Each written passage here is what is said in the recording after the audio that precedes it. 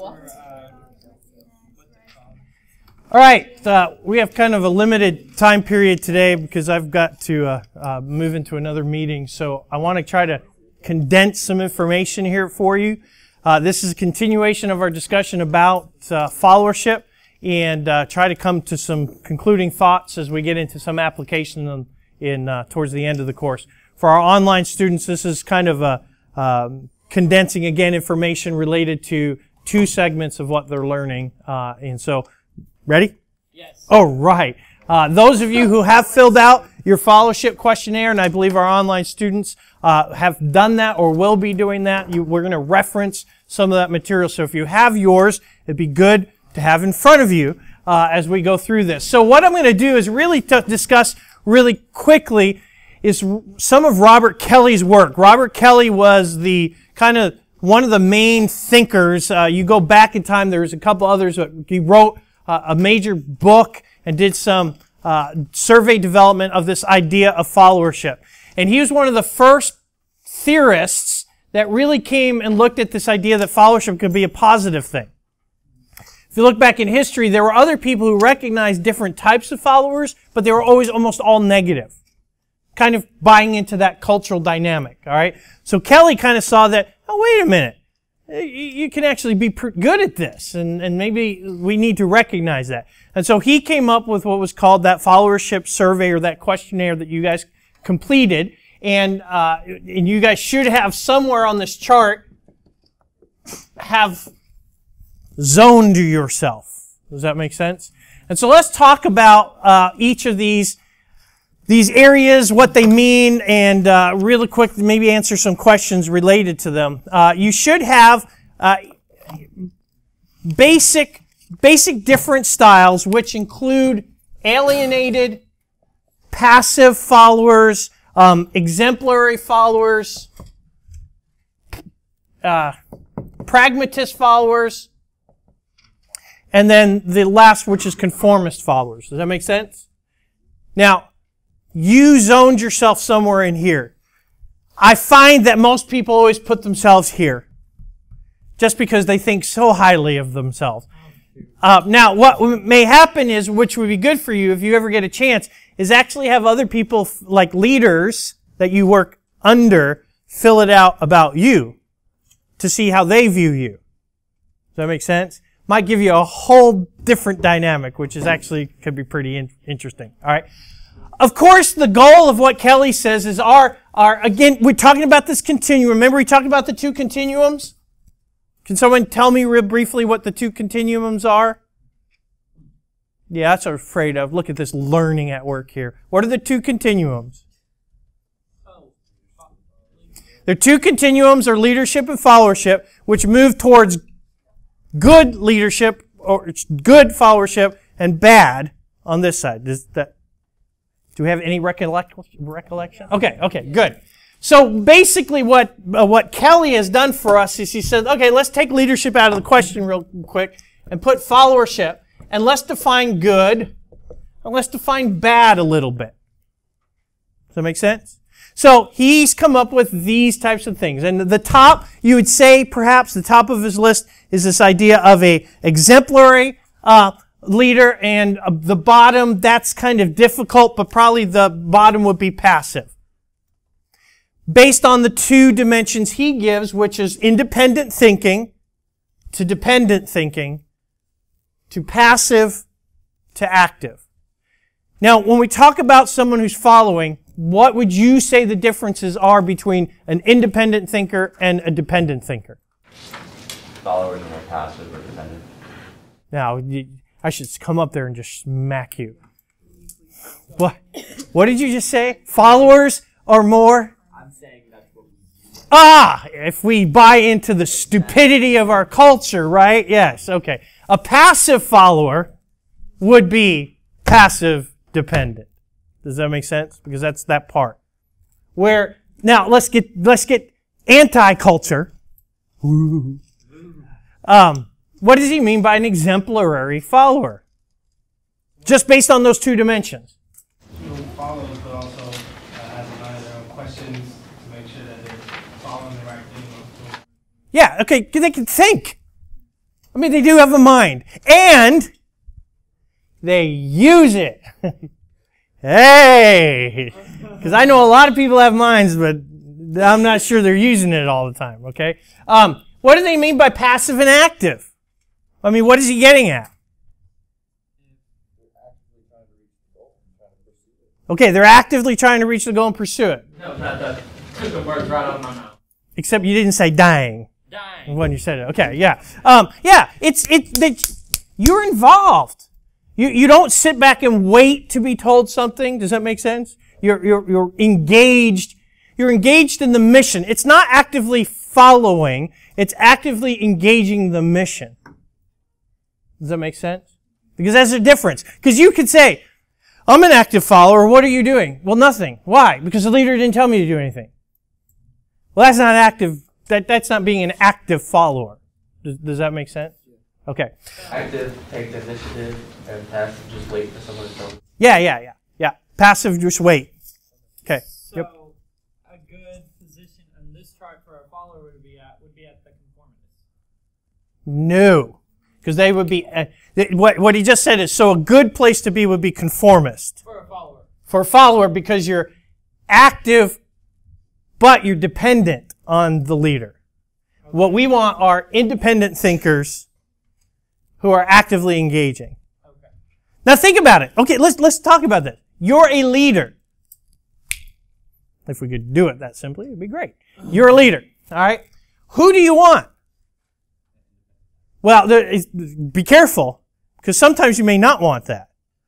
So there might be certain realms in which you don't want independent, it just depends. But let's talk about that. Because what you're talking about is alienated people are passive, independent thinkers. That means they think on their own. They have ideas and thoughts, but they're not doing anything to help the organization. These people tend to be caustic, always saying things about the organization. They're critical about the organization, but not doing anything to change it. About 90% of the school, right? Is that what you're saying? Yeah, that's true of a lot of organizations. A lot of people have ideas of how things can be done better, and I could tell the leader what they're doing wrong, blah, blah, blah, blah, blah. But what we do in the end is we sit back and just complain. But then I would want them to be a conformist, because then, like, at least if they didn't know what to do or what to think, then at least I could tell them that way I would know what I would want. Okay. I totally understand. So you're saying, at least with the conformist, they'll at least adapt to what I want. They're actively engaged, but they're just waiting for me to say something. Right. Yeah. Okay. And look, I would agree with you. At a certain level, at least you have people that are waiting for you to tell them what to do. Yeah. The problem is if you tell them what to do and they come to a point of not sure what to do, they just wait. Which means they're not working underneath you unless they're given very specific instructions of what to do and how to do it. And in certain ways, as typical as that sound. Yeah. I mean, if you want somebody just punching buttons, that's their job, that you may be okay with conformist followers. Yeah. And that's fine. Now, here's the problem though. Will the person be happy if ultimately they're saying, I go to work every day, but I don't feel like I'm... Right. Okay. Yeah. Because the research done by me shows that people are most exemplary followers are more satisfied with their work and are more effective at their work. Does that make sense? Because they're happier, because they feel like they're part of a mission, they feel like they're part of something, and they're effective because they can actually do stuff. Like if they run into a problem, they know how to figure it out. And they actively try to figure it out. The conformist, whether by choice or by design, will sit there and say, yeah, I'll do something about it when somebody tells me what to do. Because either I'm not paid to figure that out, or I just don't have the capacity to figure it out. Actually, when coaching soccer, these people bothered me a lot because they couldn't flex in the game. They actively participated, but if I taught them to do something, that's the only thing they could do. You know, did you ever play ball with somebody or, you know, basketball or something, and that's just, they couldn't think beyond what they've been taught, and so they couldn't create. But see, your leadership changes. Now this is, because I don't know how much we'll be able to get into it, but leadership has to adjust to good followership. Because it's my job as a leader for people to be here is to equip them with all the ways they can be creative and help them think creatively so that when the time comes they actually can think creatively. You know, but if I'm punishing them for thinking creative, you're not doing what I told you to do. Right. Well, then I'm going to stop trying to do anything else and just do what you told me to do. And then you're going to yell at me, well, why didn't you do this? Well, you didn't tell me to. Why do I got to tell you to? So it's a leadership followership issue that comes into play there. Does that make sense? All right. Passive, you know, they're just there. This is anarchy. You know. So passive is what you probably don't. Here are the dangerous people, though. It's the pragmatists I worry about. Oh, that's where most people are. Most people are pragmatists, which means that they will do what they need to do, and they figure out how to do what they have to do to get whatever it is that they want. So the problem with pragmatists they are self-absorbed, self-centered in the idea of, I don't mean this in a bad way. Be careful. I'm not like, oh, you self-absorbed, self-centered jerk, you know. It's more the idea of, yeah, I'm okay with the mission. I like the mission. I'm okay with it, but I'm not really out for the mission. I'm out for how the mission can help me. And that's what pragmatists tend to be. They have enough independent thinking and can actively engage enough, but they're not wholly committed to the outcome. Does that make sense? It's not a bad thing. Okay. Like they're the first people to jump ship with a better opportunity. Well, they're smart enough to know to get out. Yeah. Yeah. Like they're working at a video game store and Apple comes calling and they're like, see you later, peace. Yeah, like what happened to Atari? Yeah. The online thinkers are probably people that remember that, but I remember. Those are people you got to watch for because they know when to look like an exemplary follower, but they can just as easily become your alienated passive. They have these tendencies. Does that make sense? Because they kind of float in this in-between area. So, I just thought about this. Like, someone that's passive, you would want them so that you would probably want to teach them because they would be really teachable, right? Could be. See, now you get into a question of can you teach someone leadership? Can you teach them followership? It's the same question. You guys answered that for at least this class, you answered at the beginning of the semester. Oh yeah, people could be taught leadership. And I agree, to a point. There's some aspects you got to deal with your character before we can teach you these other things. Right.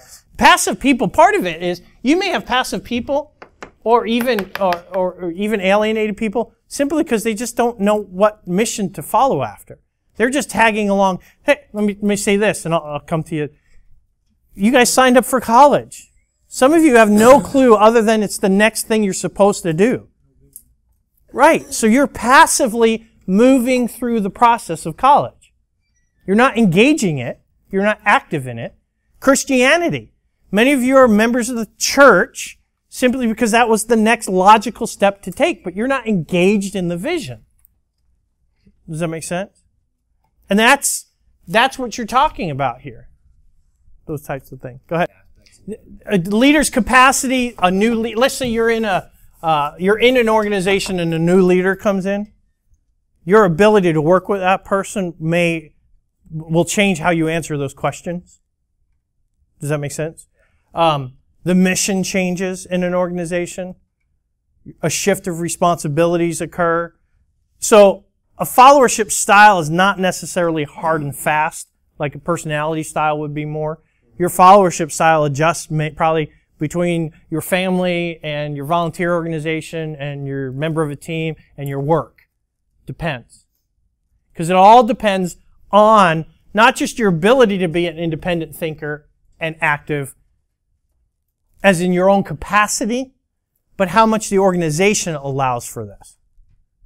Because the organization could punish like independent thinking.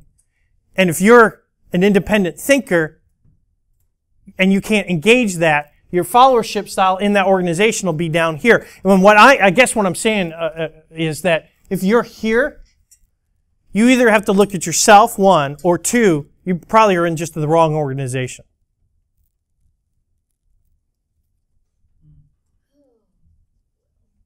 Does that make sense? Because the other side of all this, and if you ever get a chance to read, it's actually a second edition out, but it's called The Courageous Follower. Great book. Ira Chaleff, okay? Take Ira Chaleff. Chaleff.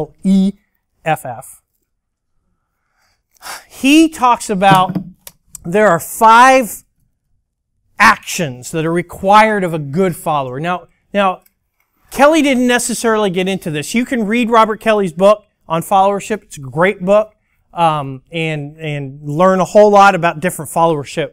Not just these, but styles, like what's the difference between being an apprentice and a disciple? How does that look different? He talks about all that. Some great material. But in essence, what Chaleff did is he turned around and said, okay, what are the activities that I need to be willing to do as a follower in order to be an effective follower? Does that make sense? So he talks about basically 5 courageous acts. 5 things. And let's talk about them real briefly. The number one thing is I need to have the courage to assume responsibility. This is a major one. Because in effect, it suddenly shifts my ability to blame the leader to me. And that's what most people are not willing to give up. Whether we want to admit it or not, we like the fact that we can turn around and point to a leader and say, the reason why the things are this way is because of her or because of him. And they need to fix it. It's their fault. They're not doing enough. Does that make sense? Courageous followers or exemplary followers are the type of people that are saying, no. I need to assume a level of responsibility for the ineffectiveness of what's going on around me. Now, again, there's a balance. If you got a terrible leader, it's hard to do well. But you don't have to have a great leader to have a great organization if the followers are partnering with the leader to take responsibility for what's happening. In some places, they call it organizational citizenship. How many of you walked from the BSC over to this building on the way over? A number of you. How many of you picked up a piece of trash on your way? None of you. Why? It's not my responsibility. It's not my job. We have people hired to, see, we point, but we want to complain if the campus is dirty. Does that make sense? And that's the shift. The shift in a good exemplary follower says, I take responsibility for what's happening in my organization. And if I can do something about it, I do it. And I think about, gosh, trash can be picked up. This is independent thinking because there is a trash receptacle within 30 feet. And I pass it. Maybe I could pick it up. Does that make sense? Because what you're talking about is the other end. I walk past it. Why? Nobody told me to pick it up. Nobody asked me to. And you want me to pick up trash? It's not my job. That's what I pay you to do. Does that make sense? That's why I pay high tuition. So you can have somebody pick up trash. Does that make sense? See, so you see the muddy waters that happen here because you have to be willing to lay aside those assumptions that say, I have a right. But we love to quote it. Right. I get that. Part of it is the shift of asking the question, not what's my right, but what's my responsibility. Right. And that's the key. What is our responsibility? What's my, and I would take it for our discussion, what's my responsibility? So, do we confuse responsibility and right? What we do is we negate responsibility for rights, I think. I'll have to think about that, but yeah. Part of this, look, it all has to do with taking initiative, having passion, influencing the culture. It's all those things about I become a force for what we are working towards because I believe in it. See, let's get back to why is it that I would be alienated or passive is I don't really believe in the vision, the mission. I'm not part of it. So I'm just riding the ride till I get to wherever I want to get to. Most of the times when we say I'm a citizen, what follows is what I get out of that. Very rarely is the discussion, I'm a citizen, so therefore I should. That's what we're talking about with this. Does that make sense? All right, so that's one. The other thing he talks about is the courage to serve.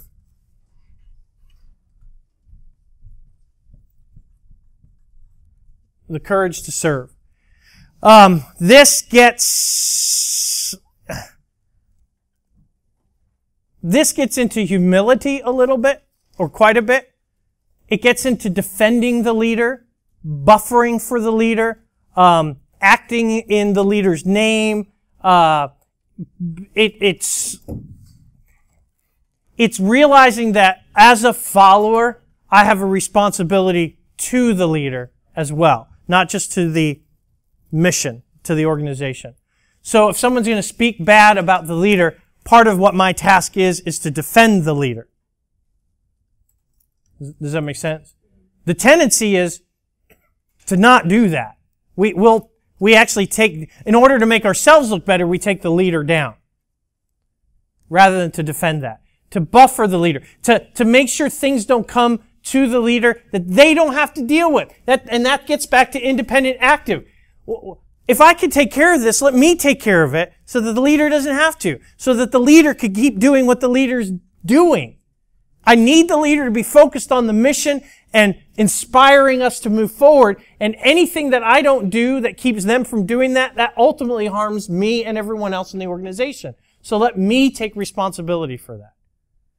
And so the courage to serve is the courage really to stand in the gap. If I see the demands of the leader are too high, to say, you know what? Don't worry about that. I've got it. Let me take care of it. Or let it not even come to his or her attention in the first place because I'm taking care of it. Does that make sense? All right. That's the courage to serve. The courage to challenge.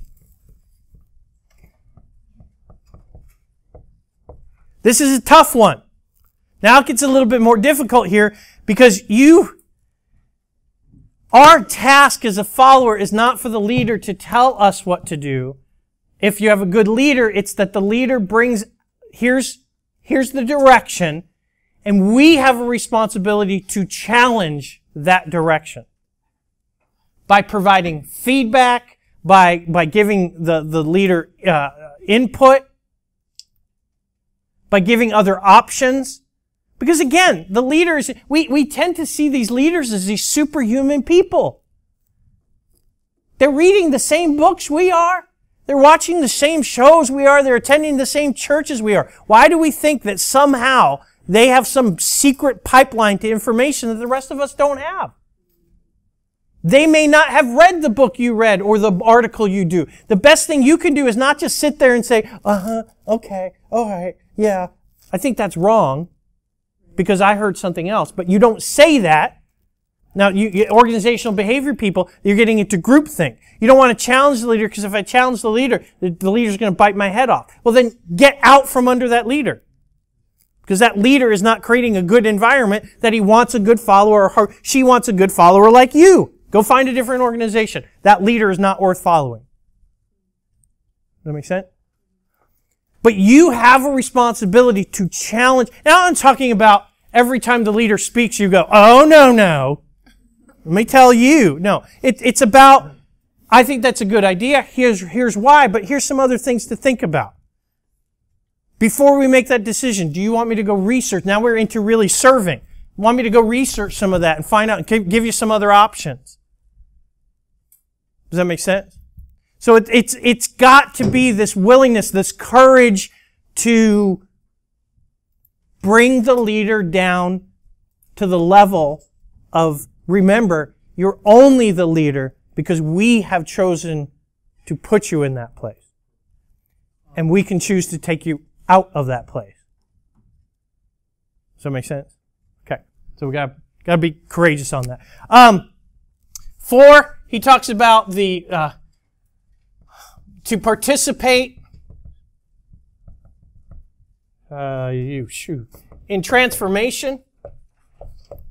You have to have the courage to participate in transformation, which means you need to become a catalyst for change. And a catalyst for personal transformation. Meaning that I get hired doesn't mean I'm done. Woohoo! I'm hired. Now it's the leader's job to make me. No. Again, go back to number 1. I need to assume personal responsibility. I need to transform myself. If I'm buying into what we're about, I need to be willing to be courageous enough to say, I may need to change in order for us to get where we need to go. We always demand that of leaders.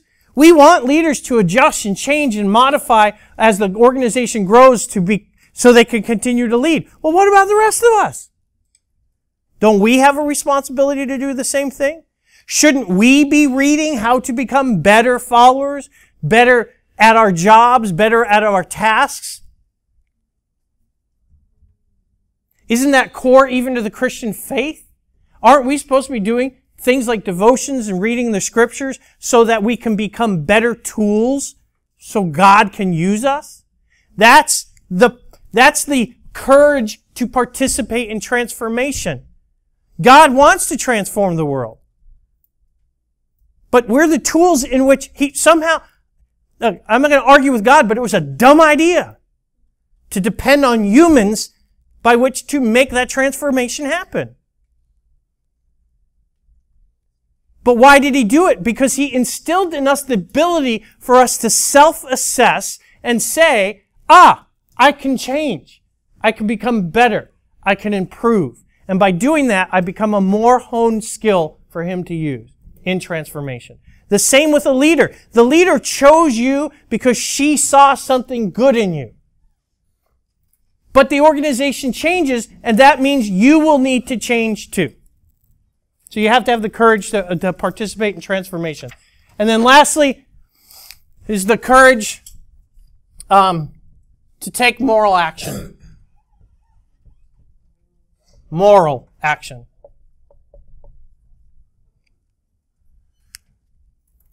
I'll be honest. Not that I usually am not, but sometimes you just have to say, sometimes you have to have the courage to say, if you do that, I'm gone. Because that's my responsibility as a follower. My responsibility, again, look at it from God's eyes.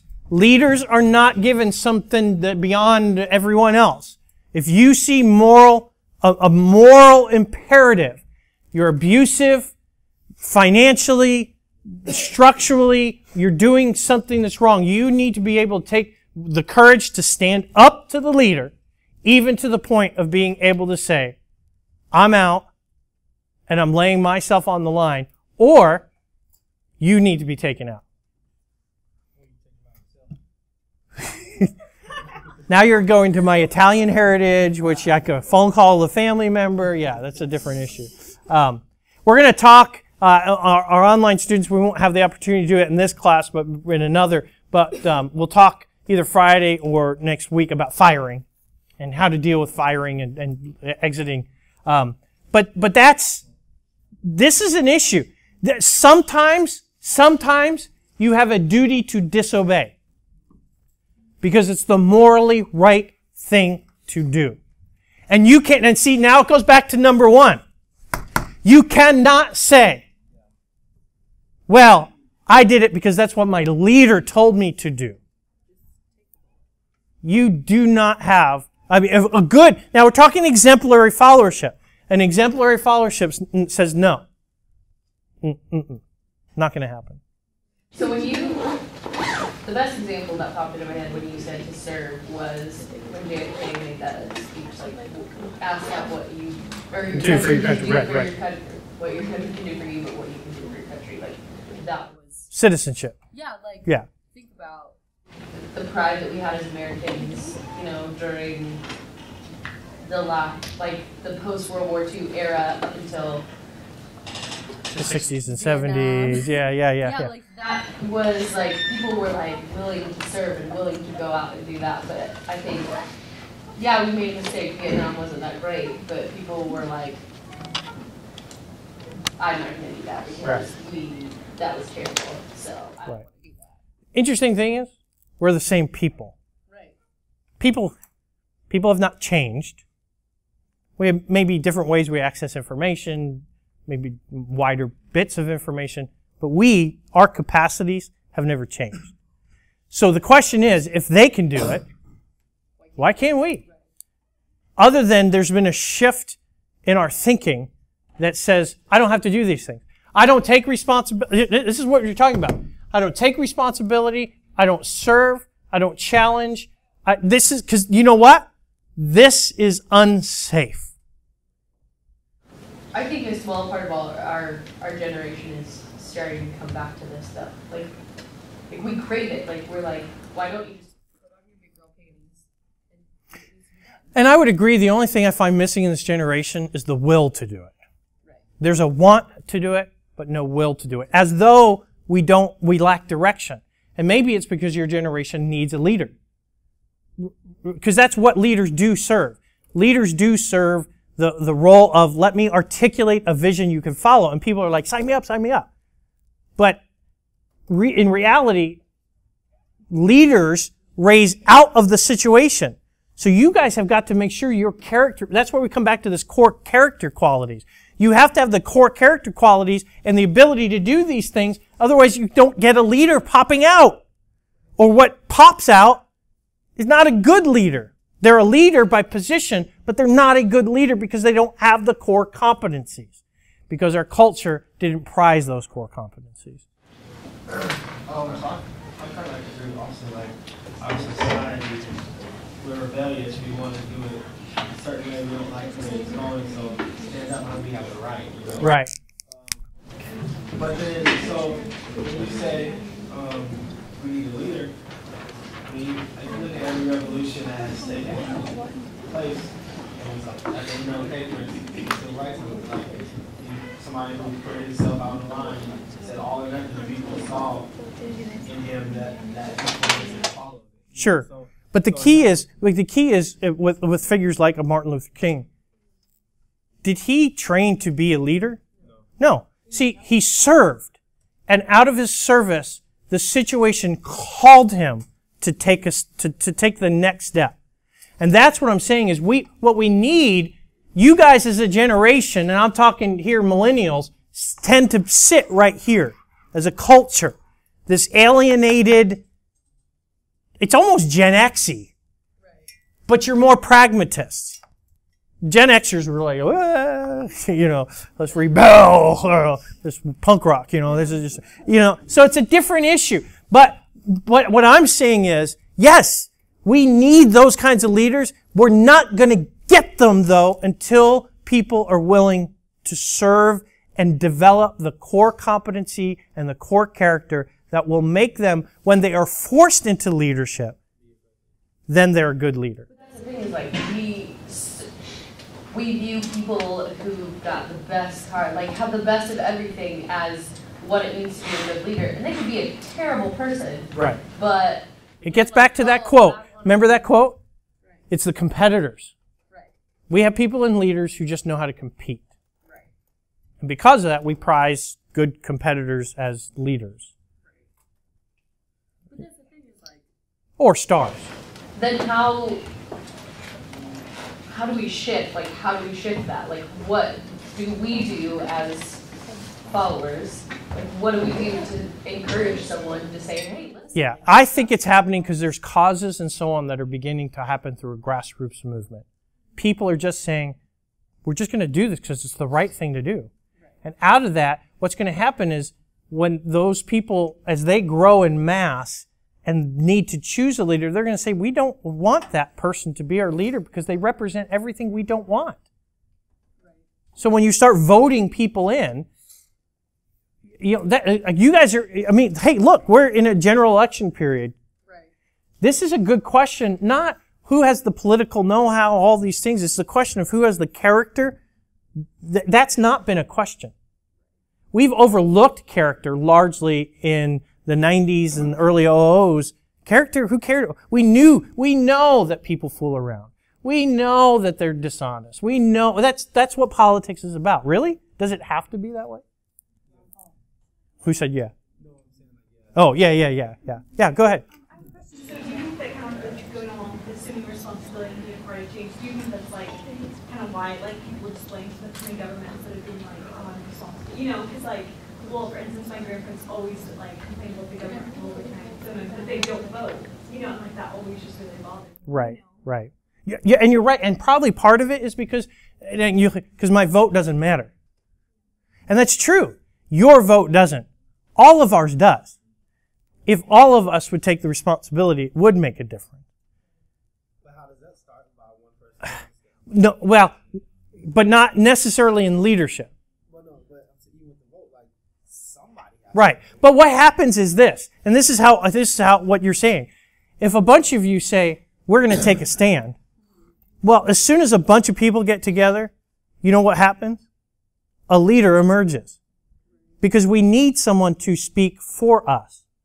That's rather than a leader coming in, because that happens too. A leader comes in and says, let me voice this, and you come follow. But many times where you see the most effectiveness is when a movement occurs, and out of that comes someone that says, I'm going to do that. And at the local level, that's fine. And then we'll move to the communal level, and then we move to the state level, and then you move to, the national level and the global level. And then comes assassination, yeah. And rebellion, and yeah. But that's the thing is like, if we'll come back and then have your own reality show, like that's Right. how we want you to come. That's why I think the critical issue for us in leadership is not to ask the leadership question, not to answer the leadership question. We have enough research out there to do a lot of that. To me, it's answering this question. Because by answering this question, it answers the leadership question. I mean, think about that. If you could serve a leader who already by nature knows how to be serving, how to assume responsibility, how to make appropriate challenge. I mean, you hear what I'm saying? I mean, it's the issue, like I said, with Cousins and Posner last time, this one-dimensional idea. We want honesty on our leaders. Again, well, if you have a leader who's trying to develop honesty, it's too late. What instance does he have to be honest? He's a leader. He already got it. See, that's right. So now I have to protect that. The issue is, how do I develop the core, and this gets back to what's, at least the on-ground students, you guys are reading this core competency and level 5 leadership kind of thing. Those core competencies are the key issue. And you know what? They are the very disciplines that the scriptures talk about. See, that's what cracks me up. When we say honesty is the number one value we want in a leader, then why aren't more Christians leaders? They're supposed to be honest people. Well, the problem is they're not. We need to work on our core competency. So, again, lead less, follow more, lead better. Question. All right? Sweet. All right. Thanks, guys. Appreciate your time.